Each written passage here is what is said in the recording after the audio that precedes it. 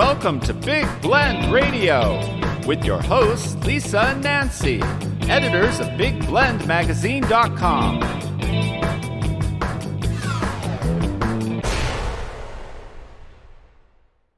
Welcome to the Big Weekly Blend podcast here on Big Blend Radio.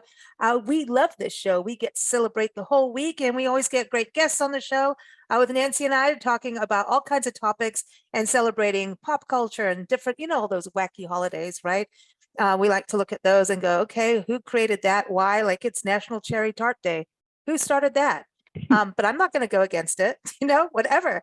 Today, we're going to celebrate, obviously, Father's Day is today, the day this podcast airs, even though it's got, a listening shelf life of a week or however long you want to listen to it for.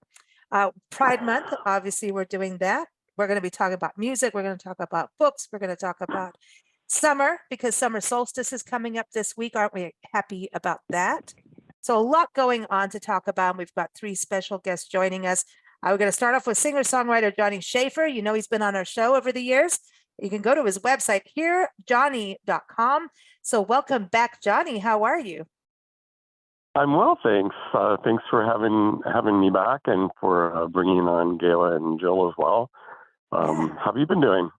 No, doing good. Traipsing across the country. I think the last time we talked to you, you were on with Peggy Fiandaca from LDV Winery and Glenn over in England at Norfolk Tours, and we were in Maryland. And since then, we went from where did we go? We went from Maryland to Asheville, North Carolina, to Nashville, to Oklahoma, to Iowa, to Indianapolis, where we are now. And as this airs, we'll be driving to Grapevine, Texas. And last time we talked to you, you were on your way to Mexico, or you just came back from Mexico? Yeah, you were on your way. I was in Mexico. That's right. You were in Mexico. That's right. Yeah. That's right. Yeah. I remember. Yeah. Oh man, from your Facebook post, it looks like you had a ball and an amazing time. Oh, I love it. It was fantastic. Yeah, we went to different parts of Mexico. We spent some time in the Yucatan, in Mérida, and then we were in Michoacán for a while. We were in Ixtlaquitla, which is the town that my husband Paco's father is from, and so I got to meet lots of his family, which was really nice. So we went swimming in cenotes, which are underground water chambers that are sacred, in the Mayan culture, and beautiful. I've got some pictures online, and it was an extraordinary experience. And you're in the area of like Michoacán. That area is known for the monarch butterflies and the migration. Yes. And the last trip we went, we got to see them actually, millions of them, and they were flying all around us. And I think I have some videos from way back, on my Facebook too. So yeah, it was a beautiful experience. Did you see any flamingos? That's important. We did. Yeah. In the Yucatan Peninsula. Oh, that's awesome. Mm-hmm. I know we're going to talk about Wisconsin, and we love Wisconsin. In fact, we'll be there in the next couple of weeks again. and Madison, Wisconsin. So everyone thinks people put flamingos up in Florida as like the flamingo place. It's not true. Like Madison, Wisconsin, especially in the university areas where the students are and professors and everything, they all have pink flamingos outside their houses. And so our first time there, we went through all the snow and snowstorms and fun stuff. And so it's really cool to see all the pink flamingos in snow. But it turns out that this is a big deal for the university. It was some big party, and I don't know, something happened, and even Chevy Chase called in, and Belushi. It's this whole story of the pink flamingo. Wow. And I don't know, somebody got drunk, they had a toga party, and next thing you know, they covered the lawn of the university with pink flamingos. So anyway, I'm getting the story wrong, and I'll find the link and put it in the show notes with everything. So everyone, as you know, in our show, the show notes, you're going to see links to Spotify and YouTube for music playlists. All the music is going to connect with our guests, and it's going to connect with the holidays for this week. On our site, you'll have a link to our site where it has a page with, so it lists the different holidays for the day, each day of the week. to just give you a basic overview, we don't go in depth. And but you'll get a quote of the day and also links to articles and recipes and all kinds of cool stuff that goes with it. So I will make sure to put the link for the pink flamingos in there so you can see that about Madison. But yeah, we've got some special guests that Johnny is bringing on, because Johnny's got a new single coming out, and it goes with an awesome book that I want to read. It's called Don't You Dare, or you can listen to the book, because the song, the title track to it is for the audio book of it. And so we're going to talk with author Gayla Turner. She's coming on. And also Jill Knight is joining us. She's also a singer-songwriter, and she's the one who covers the song. Johnny wrote it and she sings and performs it. So let's start with Gayla. You can go to her website, gaylaturner.com. Welcome to the show, Gayla. How are you? Hey, Lisa, how you doing? I'm doing great, and happy Pride Month. Yes, to everyone, happy Pride Month. And your book definitely goes with this. And we can't wait to dig into your family history, because it really goes into history that I think people don't know in this country. I'm curious, because especially because the history goes into rural Wisconsin. And I wonder, like, would anybody think about this? You know what I mean? Did people know what was going on? So, right, exactly. Yeah, and I love the title too. But I want to bring Jill onto into the conversation. Her website is jillknight.com. That's Knight. She's the Knight. Don't mess with her. Welcome, Jill. How are you? Hi, I'm doing quite well, and it's really nice to be here. Thanks for having me. Awesome. Good to have you here. So, Gayla, let's start with you. Can you give everyone an overview of the story of Don't You Dare? It's out now, everybody. You can get it an audiobook. You can get it in print, all those great places. But this really goes into your family history, and you never know what you're going to find in your family history. We have witches and warlocks, which I think is darn cool. But let's talk about your grandma, because this is fascinating, because you got to read people's letters and all kinds of good stuff. Yeah, I found this, and this whole thing is an amazing journey and kind of an accident, quite honestly. It's like I was going through some of my mother's old photos that I found in the back of her closet, and I came across these photos that said our wedding on it. So I thought, well, great, these are my grandparents' wedding photos. And as I was looking at the photos, I realized that and these are photos dated back on June 8th, 1915, and realizing that, that the gentleman standing next to my grandmother in the wedding photos was actually a woman dressed as a man. And there was a series of wedding photos that were taken on that day that, portrays a typical wedding, where it was there was a groom. There was my grandmother, who was dressed as a bride. She had the bouquet of flowers. She had the veil. And then there was also kind of a best man and a best woman there standing by their side. So, it was something when I was asking my mother, who was alive at the time, to kind of look at these photos, because I'm seeing not what I am still trying to wrap my brain around what I'm seeing. So all along, I'm talking to my mother, who was sitting next to me when I discovered the photos, and she's confirming that, the photos I'm looking at were actually her mother. She goes, "Yes, that's my mother." And I'm like, "Well, who's this? Who are these other people here?" I'm like, "Who? Please tell me who these people are." And she didn't really divulge any information. Unfortunately, she was also suffering from dementia at the time, or the early signs of dementia. So it made the conversations difficult, but you have I knew my mom well enough to know that she knew more than she was maybe willing to share with me. So I kind of knew at that point even that there was some digging that I needed to do as far as who these people were in the photographs.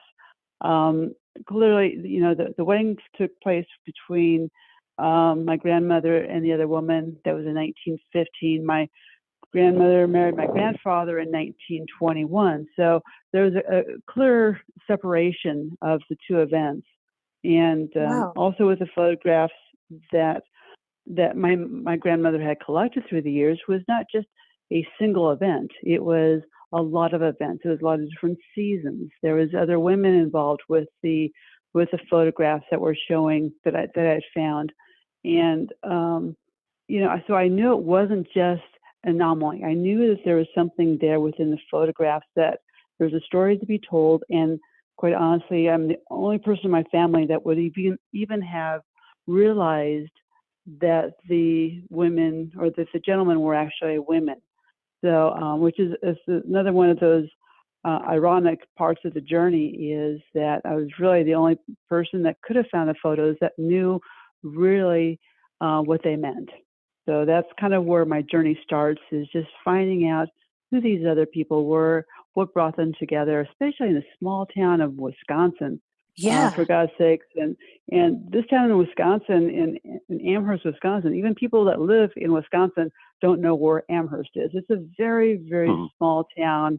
It's a beautiful town. I actually traveled there twice as I was writing the book, just to kind of experience what it might have been like for my grandmother to have lived there, and kind of my journey as far as it's a kind of a parallel journey, to be honest with you, because along the way, as I'm discovering things, I'm also kind of reliving what her life may have been like. And that's where my imagination kind of kicks in and starts saying, well, these are the events, these are the people, what brought them to that final event where they took that photograph. And that's kind of the essence of the book itself, was just really capturing those moments in photographs. And I think what Johnny had done is he did an amazing job of capturing that same essence with his song.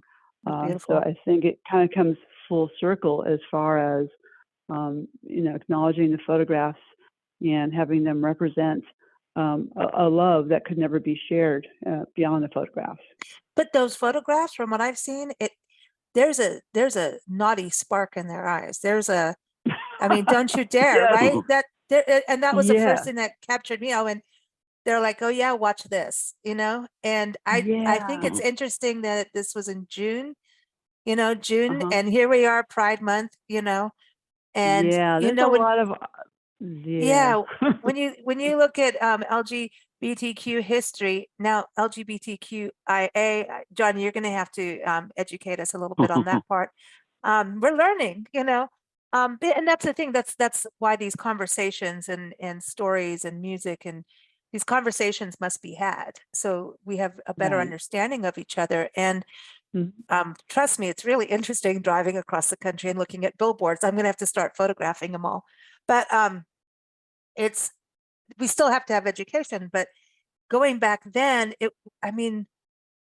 I think when we look at the history, and if you go back in history, people have been hiding it for years. Centuries. Exactly. And now our first thing is, we think of Stonewall and things like that. But there's going to be hidden communities everywhere. I know growing up in South Africa, I had a lot of friends who were gay and didn't understand, didn't know. And it was very, it isn't like what it is now. Let's put it that way. You just kept, everybody was quiet. It was just quiet. And to the point of, if people made gay jokes, that our friends would be part of it just to cover up, you know what I mean? Right. To hide that. And which is pitiful, and sad that had to happen, but that's time. And of course they want us to hide again. Like that's kind of the whole point of a lot of what's going on right now. Yeah. That's why the billboards are fascinating. Right now, women's rights are out, and that means what's next, so it's a very interesting time. And I think that's something that's important when you read stories and true stories.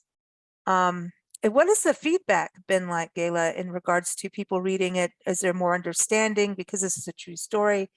Getting that kind of history. Yeah. What's the feedback been like? Interesting enough is that a lot of the most positive feedback that I'm getting is from non-LGBTQ plus, because they're now understanding. It's that light bulb that goes off over the head that kind of says, "Oh, I get it. Okay, you've always been here, but you had to hide."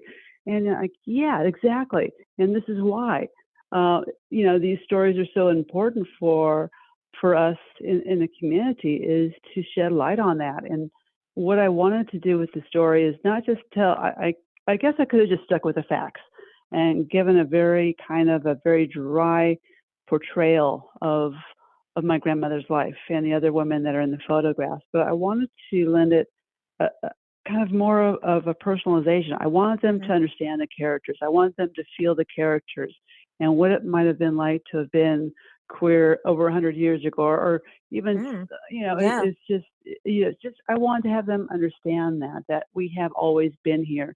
So it was really a part of entertaining, because I like to be entertained. I think people retain better. I think people enjoy a story rather than just a kind of a more of a textbook analogy of research that I had done. So that's why it was important for me to also weave in there my research, but also weaving their personalities, that I started to gradually get to understand them as I was reading newspaper articles and going to archives and going back there. And I had a much better sense of who they were and the fun that they would have and the things that they would do.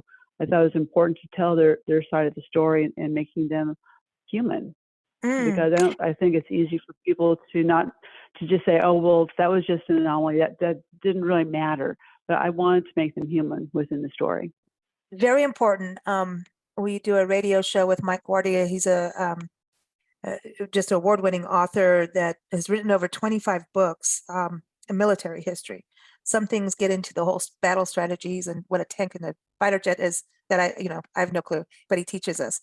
But what he really does, even no matter what he's writing about, it's about the soldiers' stories, so people actually understand what people go through going to war, going through training, so that it's not just a number or a statistic you see on the news, or in the news, and just put humanity behind it. And I think what you're saying is so true, because people want to read people. They, when you're reading or listening to a book or listening to a song, you want the story of someone so that you can find a common ground and identify with them. And at the same time, you're showing love, where a lot of times what we're seeing in political dramas and fights that keep going on is it always seems to be that they're thinking of sex, like the actual physical part of sex, right, versus love. Right. And that is from what I've seen just personally in life, that people forget that this is about love and care, and it's really not just about that, No, actually, your point about people making it all about sex is really important. I had a conversation recently with someone, and she was talking about protecting children. And I said, well, part of protecting children is to acknowledge that children are going through these feelings. And for me, I knew since I was 4 that I was different. And right away she said, oh, that's so disgusting. Who thinks about sex when they're 4? And I said, well, if I never have sex again in my life, I would still be gay. Like there's so much more to being gay than just who I sleep with. It's just, it kind of is part of my whole persona. And honestly, I didn't come out till I was 23, and I tried to hide it. And yet all through school, kids picked up on it, and they called me all the expletives that people say about gay people all the time. And even though I never gave them any indication that I was gay, but they still picked up on it. So there's something that is not about sex that is part of being gay, at least for me.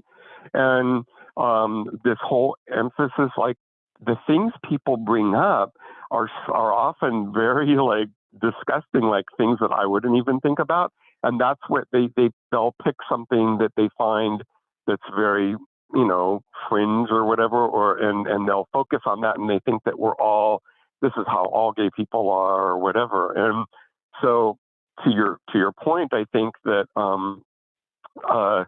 it's really, for me, it's always been about love. In fact, I have a song called It's About Love. And during the whole Prop 8 thing, when Prop 8 was passed in California and they were trying to suppress gay marriage, my whole thing was it's about love. Like it's my right to marry a person that I love. And so I think Gayla really beautifully brought across the love story in her book, and that was why it was so compelling to me and why I felt moved to write a song after I read it. I mean, because it just it did really emphasize the fact that really this is love. Like love is love. Like the people have been saying a lot. There's the hashtag love is love. Mm-hmm. And I remember when you were talking to us, I think it was in the new year, talking about that you wanted a woman to sing it, so that it would make sense with Gayla's book. And here comes Jill Knight. And Jill, did you enjoy performing it? Because you did an amazing. It's beautiful. It's really beautiful. I love your voice too. It's Well, thank you beautiful. so much. I was really honored to be asked to do so, and it just came at a really great time because I was stuck between slides up here near Big Sur, California. But I had a couple of hitches because the power went out, for days, and Johnny was probably thinking, who is this woman that I got to do this song that lives in the woods and doesn't have internet? But I was just so intrigued by the story, and to me, to hit on what Johnny just said, I was raised in the South, in the deep, South, Savannah, Georgia. And so coming out was really slow, very slow for me as well. And that seemed to be what most of my family thought was just that awful part that the world seems to think of, and not about love. And so, and it is about love. I mean, everything's about love. And when I read this, what Gayla had written, and I was getting to know Johnny, and I was up here in the, on this mountaintop going through a bunch of stuff because there wasn't much to do, when it's raining cats and dogs and we're having a bomb cyclone here in California. And I came across a bunch of my own old love letters that I had been thinking about getting rid of. And I was like, oh, no way, because what if I leave them and someone finds this year's, down the road. And so because of meeting Johnny and Gayla, I decided to hold on to them for a while. Because that's part of your history. Yeah. And you could put them into a song, put them into a song. And when I heard the melody and the lyric, I was like, oh my, this is really beautiful. It was very cinematic. And I was like, how am I going to portray this and really do this? And I had done a couple of passes with another guitarist that he had hired, and finally in the end, and I'm so grateful for both of them for being so open that they just let me put my own spin on it. And everybody seemed to give it the go ahead. I want people to know so beautifully. It is. It's just Thank you. Gels, your ears are wide open immediately, and it's very touching. Well, look what I had. I mean, I had a nice song to work with. That it was pretty easy because of that. Just had to find the right key and try to really convey it. I tried to just really convey it on some of the points and put some emotion in places where I thought needed a little bit. So I thought it was. And you did a beautiful job. And there's also we liked the guitar track, and at the beginning of the audiobook, and then at different spots, the instrumental track is used as well. So on Spotify and iTunes and all the streaming platforms, the instrumental track is are also available. So there'll be both Jill's beautiful vocals and then also her beautiful guitar playing. Yeah. And it really does. I think the style that she settled into also really has both there's a modern aspect to it and a very timeless aspect. And I think that's part of this whole story. Gayla's, telling a story that's 100 years old. She's also telling her story, and it really speaks to the timelessness of the themes. And so I love that the music sort of does that too. That was the first thing I thought was the timelessness of it, and that it just that to me was the immediate thing. But I do want people to know that obviously you get the audiobook, right? But it is out June 23rd, so you can pre-save it on Spotify, all those places. So check all of that out. And of course, we're going to add it to our music playlists from now till eternity, because we're immortal here. But anyway, we love that. Gayla, I wanted to go to you about this. I mean, because that's kind of novel I have to use that word, novel to have music in the audiobook. I think that's really cool to have that in there. It's really, I mean, when you think about how the book industry has really changed too, it's an interesting thing to be able to have music in an audiobook like that. That's cool to have. And I thought it was just a really good balance between Johnny's song and Jill's voice. It kind of hit all the senses, it kind of made sense for me to say, yeah, this is a full sensory experience. I want people to think about the story. I want them to live about, and understand that, first of all, when I wrote the book, I never considered it LGBTQ plus, and people are like, what? How do you mean that? But the truth is, it is, we keep on driving that home. It is really about the love that they had shared all those 100 years ago. So I think adding the song to it, it just kind of resonated with me, and the lyrics that Johnny wrote, and with Jill's voice, it just, it still plays in my head. I still think I can easily think of that song and play the lyrics and listen to the song, playing. So I think that's when you can have that kind of magic, and that's kind of what I consider it. It just makes sense to incorporate all those different facets within the audiobook spectrum. And I'm just thrilled to death that, we kind of pulled it all together. And the weird thing is I've actually never met Jill before, which is so weird. But, I'm just really thrilled that we could all kind of pull it together. I love it. I love it. And here we're all having you guys on the show is awesome. And I love that your narrator is Jill Perkins. So the Jills, Oh my God. Yeah. Yeah. Yeah. Isn't that Jennifer funny? Perkins, That's funny too. Yeah. The Jack and Jills, right? So yeah, Johnny, you're going to have to change your name to Jack. So that's, I love that. But I think the next step is it has to be on the screen. I think, we need that now. I think it would make a really cool movie. I haven't read the book yet, and of course now I'll have to get the audiobook now, because now we got the music and can listen to it while we drive across the country and look at billboard signs. I had an amazing narrator. Her name is Jennifer Pickens. Was it Jennifer Pickens? I thought it was Jill. I'm sorry. Yeah, I see. There it is. I'm the one who's wrong there. Sorry. Yeah. So she's the one that did the narration on it.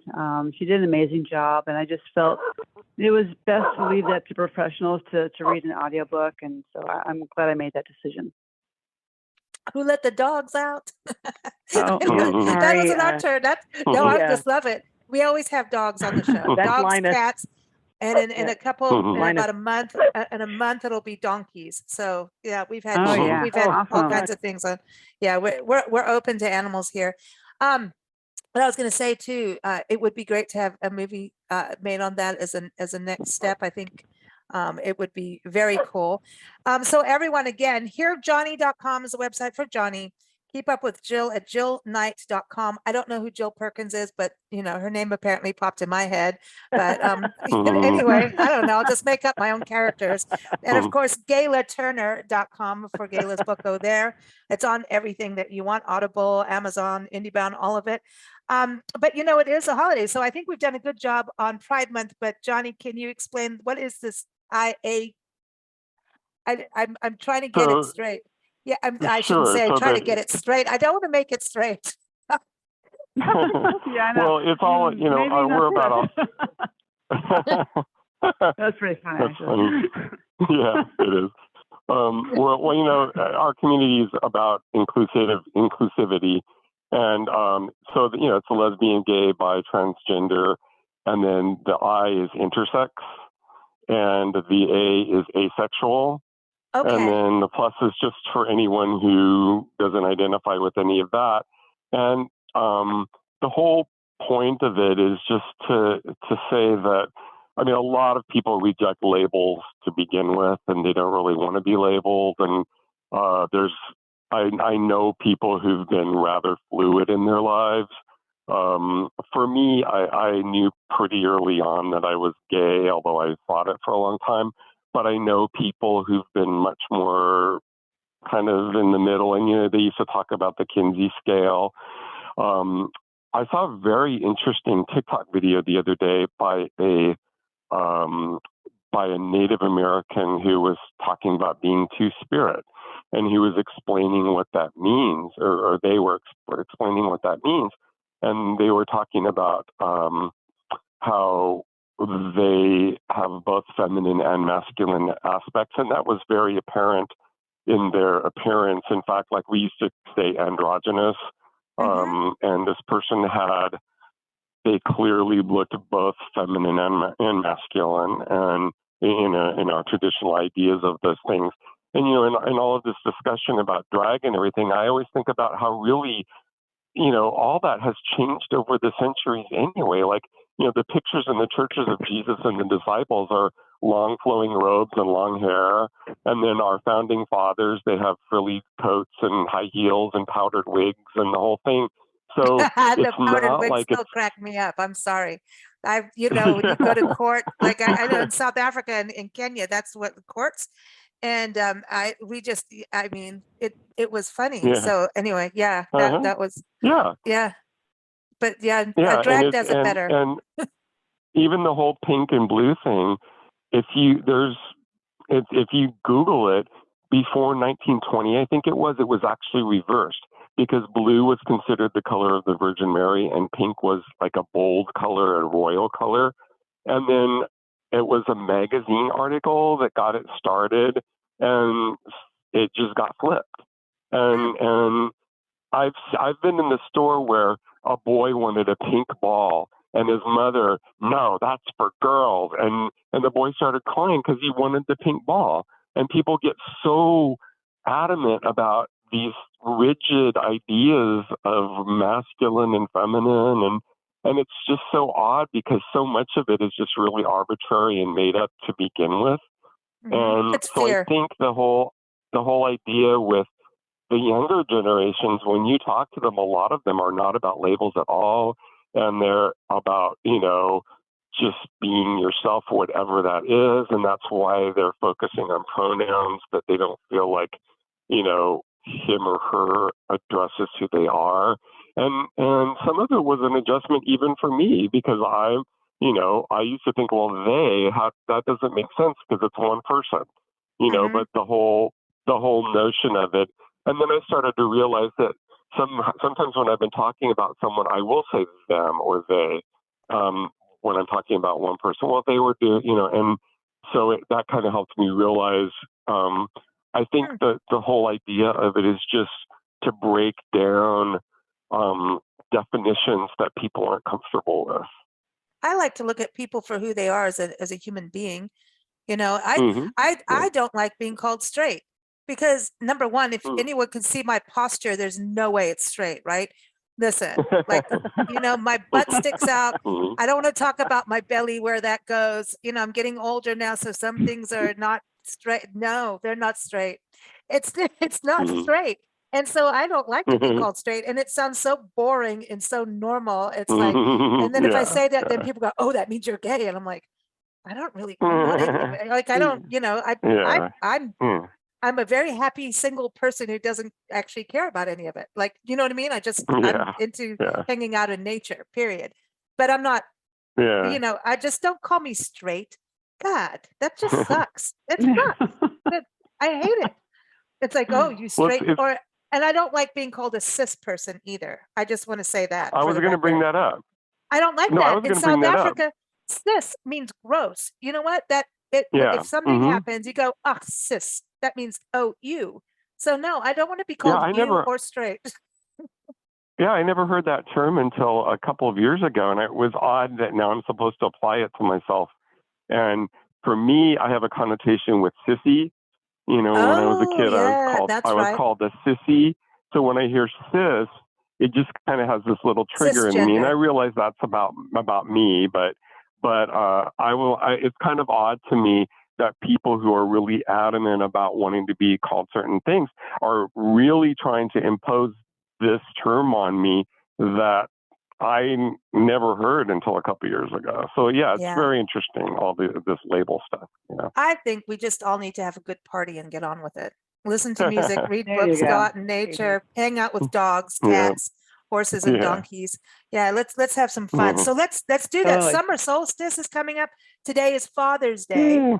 Yeah, Father's Day. Awesome. That, like all those holidays are complicated for everyone's got different backgrounds, and especially if people are going through a loss of a father, and then there's stepdads, there's doggy dads, and so but I say we celebrate those who have been good to us, good father figures. And so, we've got to we have Daddy Day music on the playlist for sure.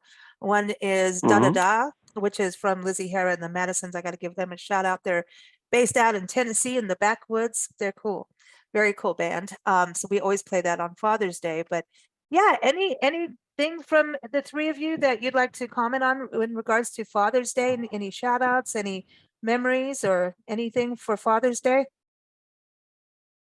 I just miss fishing with my dad. I've always been a tomboy. So that's what reminds me of Father's Day, going out on the boat in Savannah, Georgia. He's down in Florida now, so a shout out to Harold Knight. Does Harold Knight, does he have a flamingo? That's the most important thing. Does he have a pink flamingo? I think he does, to be honest with you. That's so funny.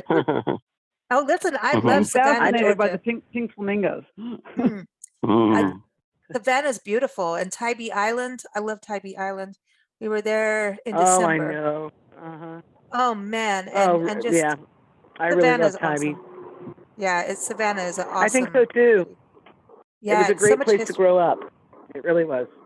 Yeah, it feels like. And the thing about it was a really gay city when I was growing up. Really? The drinking age back then, of course, was 18 when I was growing up in Georgia. So there was so many great nightclubs to go to, and disco down. Disco. Nice. Oh boy. Yeah. Oh, party out and the Forsyth Park. Are you a fan of the Savannah Bananas? You bet I am. They're not straight, right? They're not straight. They can't be straight. Well, they are. I'm sure. Well, my friend's son played for them, and he's straight. No so way. I think. Okay. Yeah. No, I was just actually referring to the shape of a banana, but I'll behave. But I'll behave. Sorry. But that's cool. So Johnny, what were you going to say for Father's Day? Oh, well, when you were talking, I thought of a story that a friend told me. He used to go to prisons and talk to, work with the inmates. And for Mother's Day, he went and had them all make a Mother's Day card for their mother, whether they were living or not. And he said that the guys it was a men's prison. He said the guys were so into it. Like a lot of them really took their time and they made these elaborate cards and everything. So then he thought, well, that went really well. Let's do it for Father's Day. And a lot of them were really angry. Like they wanted no part of it. Wow. And he said it really shocked him. He said, I had no idea. And I think that there is a lot of discussion about what, around masculinity and around fatherhood. And a lot of the fathers in my life, I just see them being very nurturing and very loving and very, really participating in a more gentle way in their kids' lives. And I think this guy was saying that a lot of these guys were beaten by their fathers and things like that. So I just want to give a shout out, I guess, to all the fathers that are doing, because I have a lot of friends who are fathers, and I think they're doing a beautiful job with their kids, and they really are nurturing, and things that maybe in the past have been attributed to being motherly qualities. They're, I'm seeing a lot of the fathers that I know doing that same kind of thing. Yeah, there's a generational thing, I think, with that stiff upper lip kind of thing, and and that there's a documentary coming out, and it's about PTSD. and everyone, we're going to be airing this on July 3rd, and it is called Here is Better. And it's about all these revolutionary techniques of helping. We have 31 million people suffer from PTSD in this country. And that's a huge number. Wow. Of course, military veterans are at the top of the list. Yeah. But they also look at what's happening, and anybody who's going through traumatic events like police and things. I always say we need to look at that. Oh, yeah. And the one guy that was in the movie was in the Vietnam War. Very gentle soul. You would never think that he was the door gunner. Like he would open up the door and fire, like crazy. Heart like crazy, like fear. Like to me, heck no, man. I'm running the other way. I ain't doing that. But he did, and obviously, went through PTSD. But now you think about that generation, and his dad fought right, and before him, and so he was under that stress to be in the military. He came back. He got awarded. He had all these awards for what he did as a door gunner, and his dad didn't even say anything. Didn't even acknowledge it. Meantime, he went into this because of his dad, and through the therapy in this documentary, and that it comes out on June 27th, which is National PTSD Awareness Day. He found out like his resentment and anger, and most of his PTSD was letting go of his dad, and his dad obviously was dealing with it. So you got to think about all the fathers that did World War I, World War II, the Korean War coming down. And I think there was that you're the breadwinner, you've got to do this. And a lot of guys at a young age had to become breadwinners. I'm not excusing anything. I'm just saying that I think that generation, it happened. And there were a lot of secrets, as Gayla knows. Back in those days, the closets were packed. A lot of skeletons dangling around. So, but there were always hush hush, and then nobody talks about them. Our family has stuff, and we find out all the time, and we're like, man, that's trippy. Let's check this out. And the rest of the family, no, this didn't happen. No, never. And we're like, dude, it's cool. Check it out. So yeah, I think it's just that generational change, Gayla, what about you? Anything to say for Father's Day? Just wishing all the dads out there happy Father's Day. It seems like they always get the kind of the short end of everything. The moms get the roses, and the guys, kind of get a TV dinner. But the tie. Get over the tie. Come on, no ties. Exactly. But my dad's been gone for almost 20 years now, so it's kind of bittersweet for me. But I always take time to kind of think about him and the fun that we did have. So. I shout out to all the good dads out there. Yeah, I love that. I love that. Now, Solstice is coming up. Unless anybody wants to talk about National Cherry Tart Day. I don't even know what day that is. I don't think we care. But also summer solstice. I mean, that's a big deal. I don't know. It's that whole change over here in the Western Hemisphere. And so I want to go to each of you. June 21st is Solstice and World Day of Music, just for Johnny and Jill.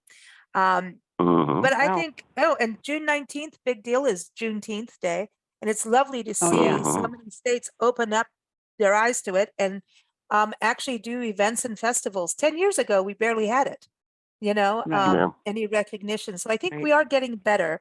As much as we get bitter about things, we are getting better more than, we may think. But Solstice, let's go to summer. So Gayla, any good memories, anything you love about summer? Well, do you have things you do? My zodiac is a sun sign. So, I'm all about summer, but, I'm just excited to kind of get into it. I just love all the fresh fruits and everything else that kind of happens when you're in this time of the year. So got a lot of good times that I've always had in summer, and looking forward to more of those, and getting out, doing some traveling, and just kind of getting out of the city as much as I can. Exactly. The sun feels good. I will say in Wisconsin, when we went through all the snow twice now, that sun doesn't feel warm then. There's no warmth. No. What is that? No. Like, it's weird. I don't know. I don't know. Special kind of people live there. I thought about moving there at one point, but I'm like, maybe not. You know what? I actually really like girl. we're Californian too, but I mean, I really like the Midwest and Wisconsin and all of that. It's beautiful. Yeah, And we went yeah. back first winter we were there. Nobody thought it was going to be a big deal. Well, yeah.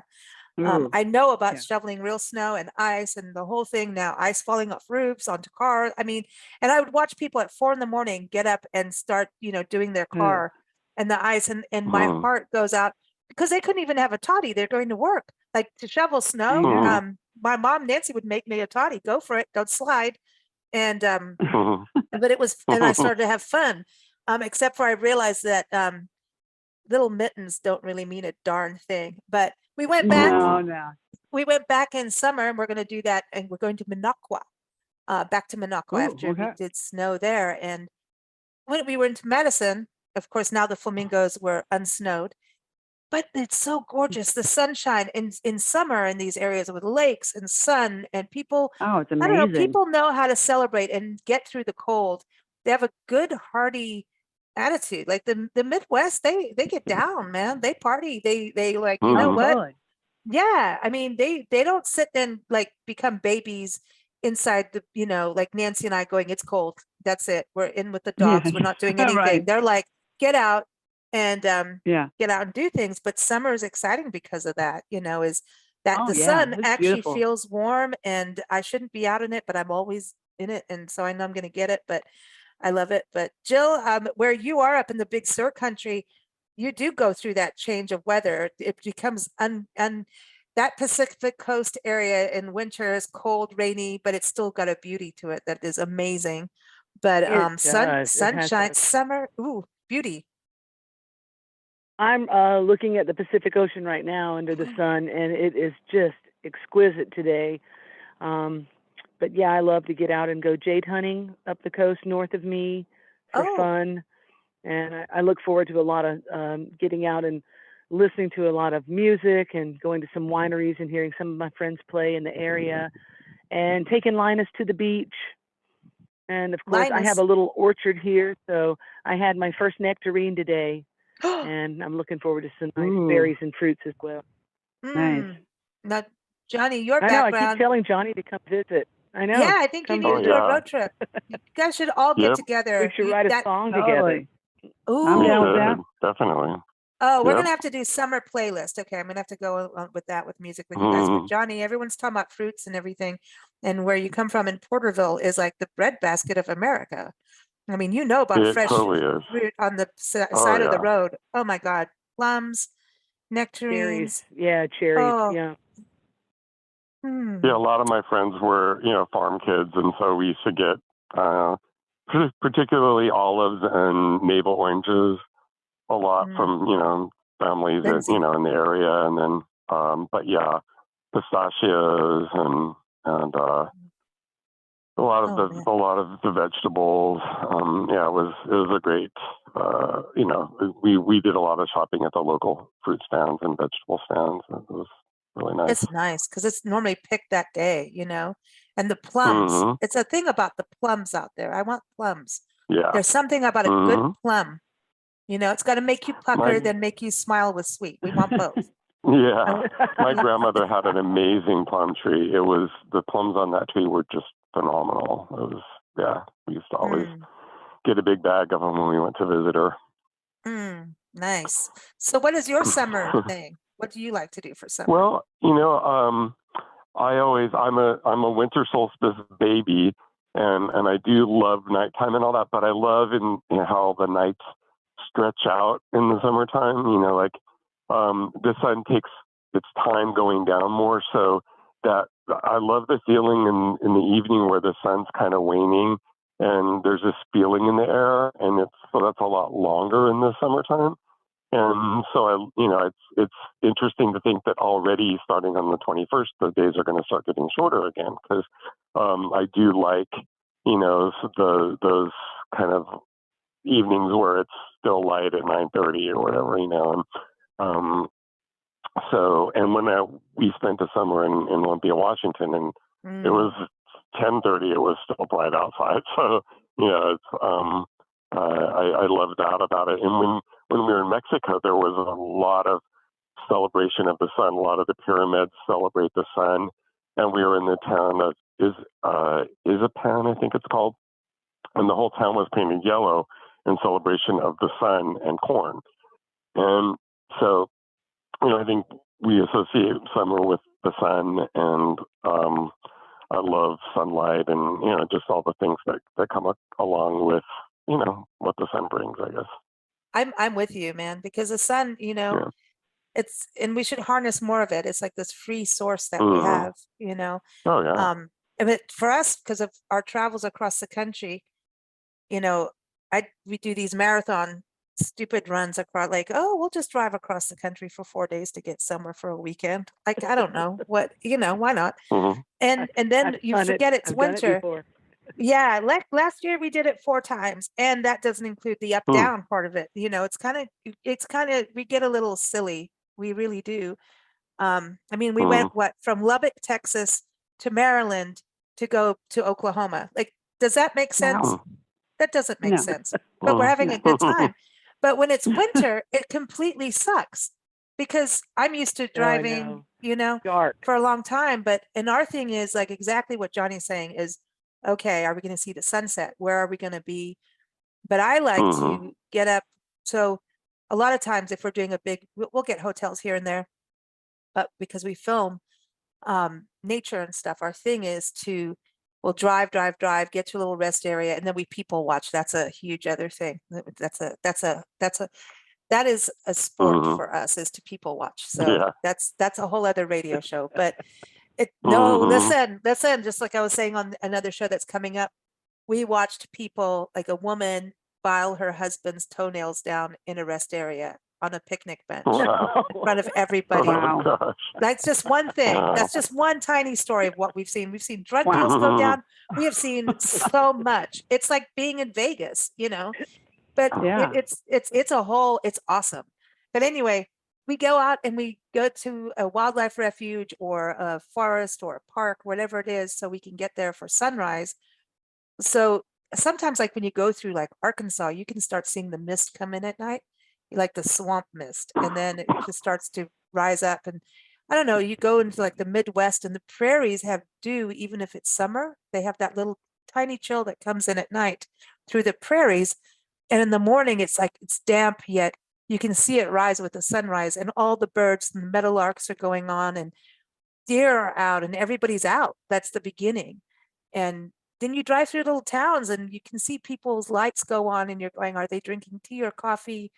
What's going on? Like, what are they doing today? So to me, the sun, that's the beauty. And you can drive for so many hours, so many long, like, and with our country being under construction, pretty much every highway is under construction. I appreciate having light. It's brutal. It's brutal, man. Yeah. This road construction at night, you feel like you're landing in an airplane, like in a runway. You don't know sometimes. You're like, what? Follow that truck. So I'm with you on the sunrise. So let's see. What about music? Okay, so you're gonna go for a road trip. Like, what's a song? Like, let's start with you, Jill. What's a song that you want to hear on a road trip for summer? Top down too. We want the top down. Well, it depends on where I'm traveling. When I used to go on road trips and I would go through the Southwest, I would always put on like some of the Robbie Robertson, Red Road, Indian music that he did. Yeah, I love it. Not Indian, Native American. Yeah, the Cherokee. Oh, I just love that. Song. And I really get my kicks with stuff like that. And then after that, if you've got to get yourself through, like you said, Arkansas and Oklahoma, if you're on the 40, I really need something upbeat, like some Rolling Stones or something to just like keep it going, keep some kind of momentum going. But I don't know. I have a wide variety of music. I like to listen to a lot of classical music when I'm traveling as well. And, it is cool. It varies. And jazz. And if it's if I'm coming back through the winter months, it's Vince Guaraldi and the Charlie Brown Christmas. Seriously, there you go. That Christmas music. I love that. We use classical music to watch football or any kind of sports because we don't know anything about sports. But now, I have a few favorites. My go-tos right now. I really like Leon Bridges. Oh yeah. I love his soulful sound. It reminds me a lot of old Sam Cooke and Otis Redding. Mm-hmm. It just has this real nostalgic He's good, feel. yeah. That Yeah. and I put that on, and I start dancing around up here by myself. Right on. Lord Huron is really good, Mm-hmm. and the Teskey Brothers. I like that. So I've been listening to a lot of soulful stuff like that. I love it. And I'm hearing more and more musicians, younger upcoming musicians, obviously like they're up there, but like we're getting more of this. Like even when people talk about Chris Stapleton, I'm like, I don't think he's country. I'm sorry. I think he's a soul singer. I think No, he's got a real he's very soulful. soulful. Yeah, he's a he's soul very singer. soulful. I Could you imagine Mhm. if him and Sam Cooke got together? Like that would have been like interesting. What would have come out of that, you know? Right. Yeah, it's him and Aloe Black would be cool together too. So let's go to you, Gayla. What's on your music list? Yeah, That's another one. It's cool. yeah. Gayla, what about you? Yeah, well, my taste is really eclectic as well. It's like it all depends Cool. on my mood. But I recently went to last weekend actually, or went to the Joni Jam. You didn't. I saw that on your Instagram. Don't you even tell us that you Oh, went to the gorge. You went to the gorge. You did it. I You, went to the gorge. all and my friends were there. All my Like, friends were there. oh, be careful. oh I'm my gonna have to God, call you straight I'm now. I'm just gonna call you straight for the fun of it now because I'm so jealous. I'm just Oh teasing you. man, I'm that was teasing an you. amazing Oh wow. event. I will, yeah. So I'm still riding that high, and so I can listen to anything Joni anytime. And right now, especially, I could just listen to it all day long. I'd be just totally fine. But I listen to a little bit of everything from from Melissa Manchester to I love it all. So I kind of go with the mood and seeing what kind of fits and flipping around the channels, and sometimes I just land on something I've never heard before, and I'm just like, wow, I love that. I'm just gonna listen to it. I love that you said that. That's so cool. That is so cool. And it's so hard though across the country. Like we listen to a radio station and Oh it's yeah, Hotel California again, which sucks. And then you'll cross the county line and they'll do it again because of all these typical playlists. But if you get to mostly university towns and you tap into and like NPR sometimes has like a university channel, like in some of the towns, depending. They have some good, And they have some good music. It's amazing. It's amazing. Yeah, I listened to an interview with Brandy Carlisle talking about Joni and how she didn't even listen to Joni like years ago. Like she I wasn't. know, And isn't it her wife crazy? was like, we made divorce over this, But right. it's funny, but the whole thing, the gorge and to see Joni back out is amazing. But she did I like her voice as a elder woman. Like she did the album. It's got a different storyteller to it. Yeah, it's just it's got nice more and husky. more color into it. Yeah, it's got she's a storyteller by nature, anyways. But the deeper voice, the tones of her voice, it just kind of it changes the song from what you remember maybe 30 years ago. But now it's just like a different song, and you're just like, wow, it's like almost listening to the song over again, for the first time. But her words her words are so powerful and poignant. Oh my God. She's untouchable, ineffable. I'm a huge Joni Mitchell fan, and so glad that she's out there still doing it. Like a little resurgence for her, and timeless. And I love her through every period she's been through, every phase. I know. The Mingus, the Hira, even the stuff she did with Peter Gabriel, that song, My Secret Place. Yes. Everything. Yeah. Her She production, did an album with a painting. painting. Stellar. What's the album she did? I have it in storage unit. It's like that's our life. But there's an album she did, and she's an amazing artist. And Bob Dylan, by the way, I'm looking at his. Oh my God, she's an amazing. I mean, it's to me when it's multifaceted. She has an album where she has a Case of You, and it was like one of her. I think it came out like maybe 15 years ago, and it's a self-portrait. But she had Case of You, and that's when I heard it in that. Oh, here it is, both sides. But she did both sides, but it was a different like acoustic sound. I don't know if you guys know the album. And she's smoking a cigarette, and you can hear Oh it. yeah, no, Yeah, totally I know. don't. I know the piece of art. Yeah. I know it's very colorful. It's very colorful. Yeah. And that when she did Yeah. Case of You on that album, I was like, that did it for me. That was like, that is one of the most epic. Yeah. She sang that, and it was like, I think you could have.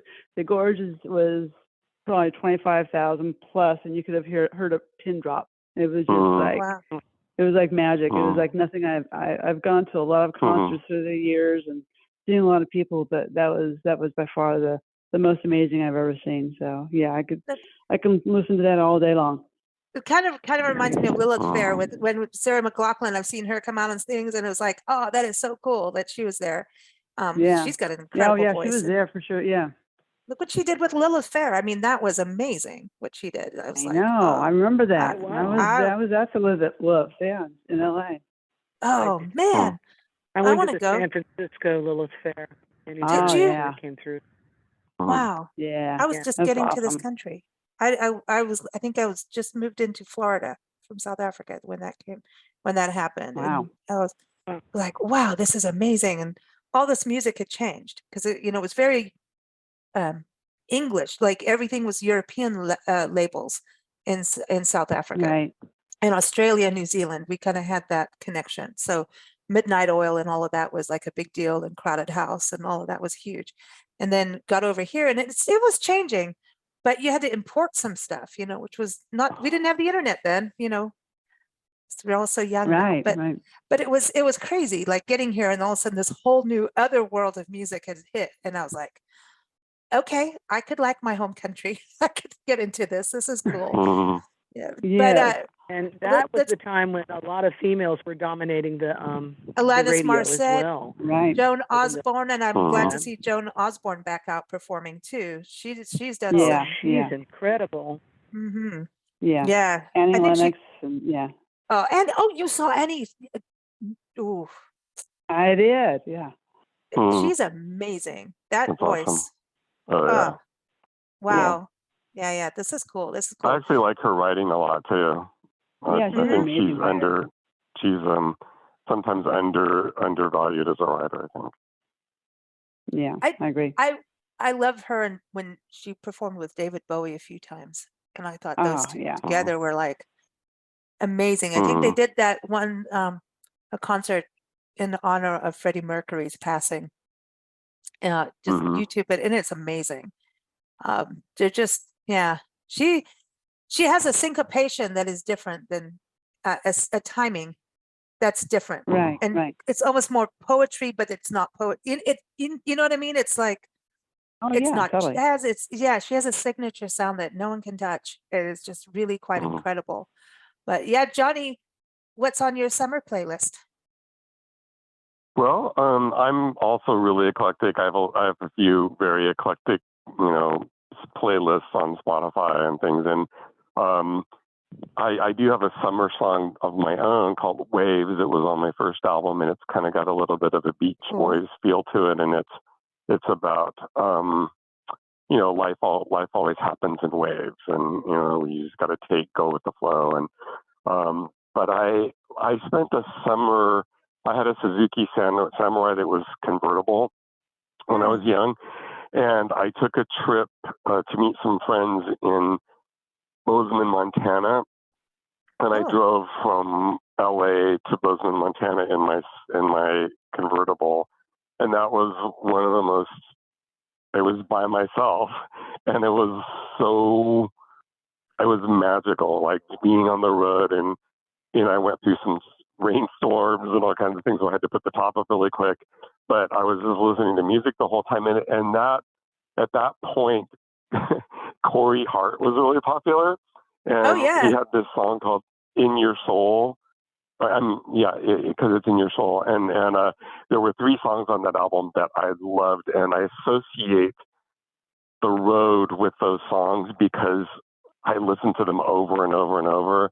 And particularly that song "In Your Soul" has there's this carefree joy to it, and so whenever I think of road songs, that one pops in my head first. But I'm on my playlist, when Paco and I take longer road trips, I do kind of like variety. So I'll have a so, you know, I have one playlist that's all kind of up high energy music, and if I'm tired or whatever, a lot of times I'll put that one on to keep me, you know, a little more upbeat. But if you know, if I'm not particularly tired or anything, I do like variety, so I'll have all kinds of stuff on there. That's cool, man. That's the thing. I think variety is it, man. It's the spice of life. After all, we're the blend. Mm-hmm. Just saying. Mm-hmm. Hey, Yeah. I think this is great. You know, Internet was Farmer Day on June 24th. And June 23rd, I just looked this up and I did not know this is National Pink Flamingo Day. Go figure. I did not know. Oh, wow. All right. Who knew? Yeah, That's like awesome. that is so cool. And then June 24th, I think this is cool, is National Upcycling Day. So it's about using something, not just recycling, but upcycling. And so yeah, I mean, to reuse things, I think is really cool. To upcycle, what can we do with them instead of just keeping them in the landfill or tried? I mean, there's all these stories. I mean, are things really getting recycled? So to upcycle them, it's the trash to treasure. And I think it's really cool. Like during the summer, if you can take on one craft, like if you've got broken dishes, you could make a mosaic out of it on some part of your house or make a bird bath or something like that. You know, so I like that. Have any of you done any upcycling? Yeah. Well, my husband Paco grew up in, you know, in Mexico in a really big family, so he's always been very resourceful, and he's always taking things I never would have thought of and making something out of it. And you know, he'll take like the little pull tabs off of bottles and make something artistic out of a bunch of them, or you know, or he'll reuse jars and bottles and things like that. And it's always fun to see what he comes up with. That's cool. That's cool. We have to upcycle even just the way we travel on the road. Like if you end up with a plastic baggie, right, from like a Ziploc bag, and you can wash that thing out and use it as like putting your toothbrush in it, or you know what I mean? You can take things, just that's a simple thing, but I mean, you can take plastic bags and weave them into like a mat for the bathroom. People used to make art like that in South Africa. I remember, you know, a lot of art doing that. But Jill, was it you saying that you've done some upcycling?